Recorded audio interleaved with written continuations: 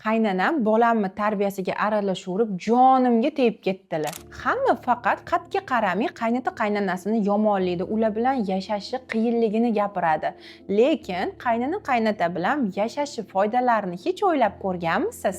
Birinchi navbatda bu bola uchun eng katta maktab. Endi bola bitta onadan emas, yana ikkita yurakdan mehr oladi. U endi to'laqonli mehrga to'yib yashaydi.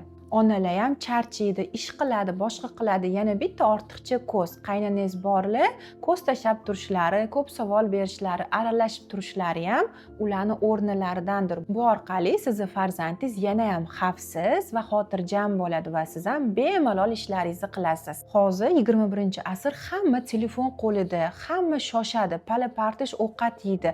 Lekin qadriyatlarni bizga oilaning kattalari o'rgatishadi. Qarisi bor, uyi parisi bor deydi-ku, kattalar boshlasin, bismillah deb boshlagin, omin qilib turgin, tarelkani nonda yalab qo'ygin, ushog'ini uvol qilmagin degan nasihatlarni, oiladagi qadriyatlarni oilaning kattalari eslatib turishadi. Bu videoni qaynanasidan charchab ketgan onajonlarga yuborib qo'ying.